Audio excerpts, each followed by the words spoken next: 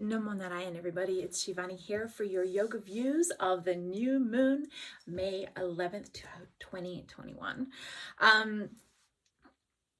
Oh my goodness, very intense couple of weeks between the full moon, which was last Monday on the 27th of April, and coming into the new moon on the May 11th. The new moon specifically is about 1 p.m. Mountain Daylight Time, I think it is right now, which is 7 o'clock GMT. And the new moon is in Taurus, which of course is all about our foundations. It's about the earth element. It's about money and work and like our foundations of how we live and why we live and our connection to the earth. So there's a lot of things coming to the surface for people in these last couple of weeks, because we are at such right now we are at such a fork in the road, and the key, I think, in this fork in the road that we are right now is not to go to the extremes of us and them. That is not the point. Even though on some levels of consciousness, it's going to, we already are really seeing the split of realities. That there are entire groups of people that are living in a completely different reality. What they believe is completely different. What they will act upon is upon beliefs that are completely different, things that we would say are really big lies, right? So people are in this state where they are creating a completely different reality, and the key is not to worry so much about the reality that they are creating, but being consciously aware about the reality that you are creating, that I am creating, and where we're putting our own energy. So this new moon, the moon and the sun, of course, they're always very aligned with a new moon, are in Taurus, sandwiched between Uranus and Lilith, which of course is the black moon. And I think this is really interesting because when I look at the chart of this new moon, what I really see is the soul and the reality of the emotions. Because don't forget, your emotions, which is connected to the moon, come through Swadhisthana chakra, which is the place that the samskaras come through. So when we're talking about emotion, we're really talking about the filter of the samskaras that we are creating a reality from. And of course, this very much comes when you mirror Swadhisthana with Vishuddhi chakra, of the languaging on how we are speaking, which is key right now, because as you'll see, this entire chart ends up revolving around Mercury. So squeeze me, we've got the soul and the reality of the soul, the reality of the human experience, is sandwiched in Taurus, which is the foundation of who we are, between Uranus, which is pushing change, right? Because everything moves around the chart in a counterclockwise motion. And Uranus is pushing this change. And of course, on the other side of the soul and the moon, which is the sun and the moon, is Lilith, which is the unknown, which is the thing we can't see yet. The hesitation. Lilith really donates like a deep sense of hesitation. And I've been talking to a lot of people this week, and there is tremendous past samskaras, past echoes coming to the surface. And I know I've experienced it this week at such a fundamental level. I didn't even think it was possible to feel and experience what I have felt and experienced this week. This stuff needs to come to the surface so that we can see it, we can catch it earlier, we can catch it in the moment and go, what I'm believing is happening right now. Is that really what's happening right now? Is that the truth, or is that my reality? Is that what I have experienced in the past, and so I'm projecting that onto this moment? And even if it is, even if you can say, yes, this is what's happening in this moment, do you need to respond to it in the way that you always have? And this I think is the key, is to say, well, if I was my optimal self, if I was my fullest embodiment of love, even if that's like a real dreamy concept, if you were in your fullest embodiment of love, how would you respond to this? And then give it a go. And it can be quite, it's real. It is the work. It's the work for a reason, because it is not easy. It takes tremendous amounts of humility and effort and accountability and vulnerability and honesty of, yeah, I have this pattern where, this is said, or this is a joke, or this is whatever. And, it's no big deal, but it is a big deal. And the flippantness around things is links to this thread of Mercury that we're moving towards in this, that really needs to be acknowledged. Right? That we are speaking our reality into manifestation always. And we are that powerful. And the key is there's a teaching of, the boon of Vak, V-A-K. And, everybody wants to have the boon of Vak so that whatever they speak manifests. But the reality is the samskaras, the unconscious and subconscious samskaras in the mind, or impressions, and the vasanas, the impulses to prove a samskara correct, or to prove a belief correct, has you thinking and speaking in patterns rather than in truth. And the boon of Vak, the story of, this person had the ability to speak, and after one day when he was very tired and he was very hungry, and he's sitting under a tree and he was talking to somebody, and he says, we're like in the forest. I hope a tiger doesn't come and eat me. And of course that night a tiger came and ate him. And it's that thing of like, I'm just going to say something. But when you have that Shakti behind you, when you have that boon, that's what you manifest. And it may seem, oh yeah, well, I'm not there yet. But if you're watching this, you're probably closer than you realize. And if you aren't, and you're still watching this, then it's not a reason to take it less seriously, to take your ability to speak your reality into manifestation any less seriously. So we've got this Uranus is pushing this change on the soul and the reality with the moon, but it's pushing us into this unknown space, into the Lilith, into the hesitancy, and so it can feel quite pressurized. Yeah. So this is where the moon is, right, in Taurus right now.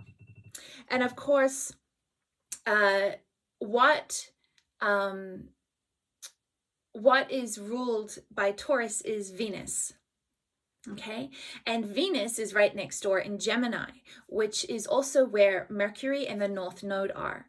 So when you look at this chart, it's really beautiful in that, apart from like two aspects, every placement of the different planets within the constellations or in the signs all lead back to Mercury. And Mercury is in its home sign. It's in Gemini. I'm a Gemini sun. And communication is key. So everything, all of the change, all of the unknown, all of the new foundations, all of the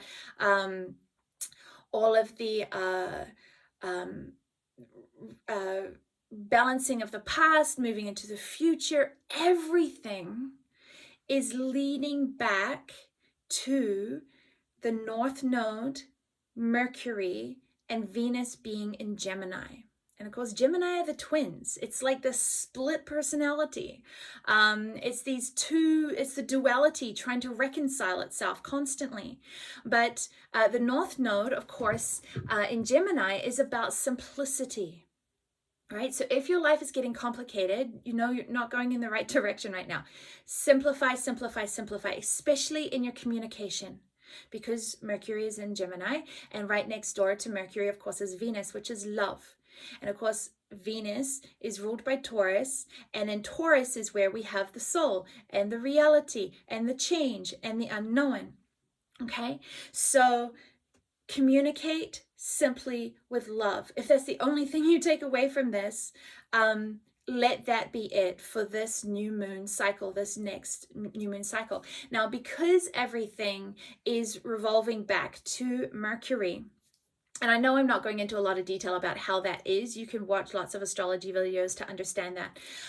But because everything is revolving back to Mercury, the next lunar cycle of the new moon in June, of course, is going to be in Mercury. So it's like from May 11th, this lunar cycle is almost in preparation for the June or the Gemini lunar cycle, because we're getting like this funneling of everything moving through to Gemini and Mercury, of communicating with love and simplicity. And then the next lunar cycle is going to be in Gemini. It's going to be like, okay, this is like the preparation or the rehearsal or get your ducks in a row. Like we're getting through another next layer of get your ducks in a row. And now we step forward again. So really, really understand, and communication, when emotion is fueling communication, that's when you get into habitual stories. So you've got to learn to take the space so that the emotions, the waves of the emotions can balance, and then step forward in clear, kind, loving communication from that place. Now, just a couple of other things I wanted to put on your radar, okay, is that Neptune being in Pisces, where it revolves around your spiritual alignment. Okay, so it's like this bigger picture. The spiritual alignment, the fact that you are a soul having a human experience, is a bigger picture. And so as you see the split in the collective, and maybe within your family, because Mars is in Cancer and that denotes the family, because we're going to be really starting to see these different realities come to light, we want to make sure that we step back out of the duality and into the bigger picture, which is Neptune in Pisces. Okay, and to do that, we need to come into balance and into harmony. Balance and harmony is the path. If you are in any kind of conflict, you are not in balance or harmony. And so this is your red flag. This is your bell, your warning bell. Anytime there's kind of conflict. Now, the frequency of transiting or transmuting through old into the new can feel conflicting if you're going against the flow. Otherwise, it just feels really scary and pressurized. It's the conflict that tells you that you're not in the flow.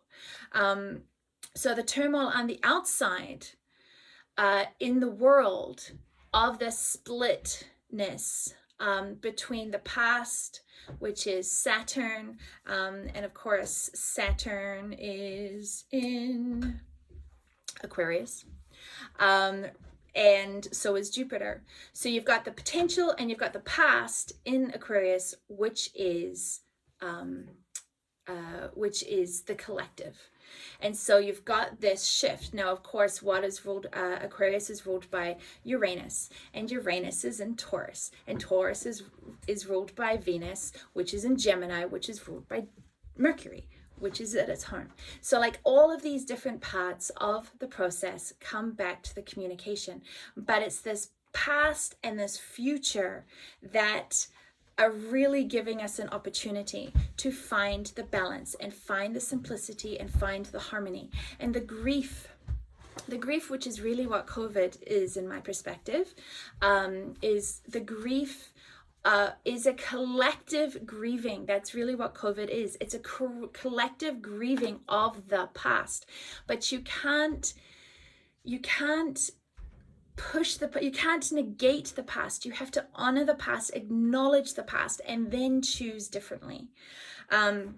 So even though COVID is really this collective grieving process, it has forced us into taking a look in the mirror, sitting at home, not being so distracted with this and that and this so easily.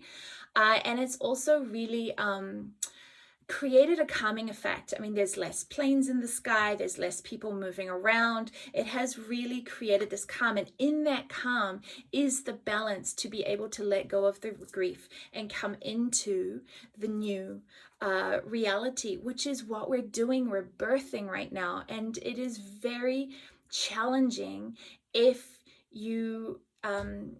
Saturn impulse is to really make you dig your heels in, that the way it's always been done is the way that it should still be done, and that is what is going to create the conflict. But the people that see the conflict don't run to the other side so quickly and go, well, that's the conflict over there and I'm over here. You have to find the balance.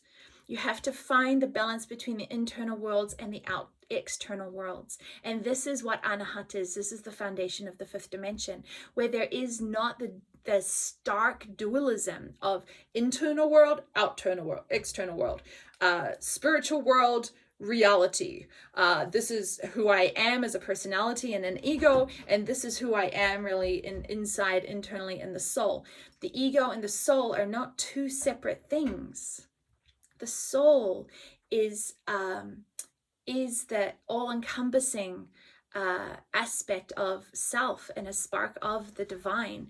The ego is the medium to which we can experience this, but to experience them as separate things creates the duality, and this is our opportunity. So as we go through this full moon, which was last Monday on the 27th of April, into this new moon, we're really having an opportunity to see the pieces of the past that are unresolved in us and resolve them.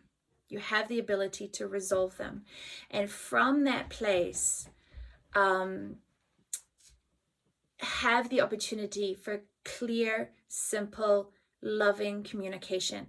And from that place, we will be ready, we will be prepared for the push forward of the June lunar cycle, of course, which we will do later on. So, hi Babelita.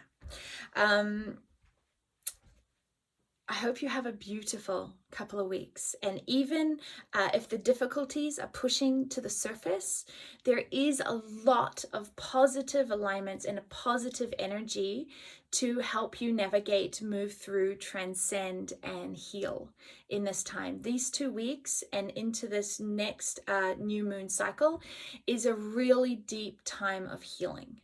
So please use it as that. I hope you have a beautiful day. Plan something, give something, subscribe. The one that I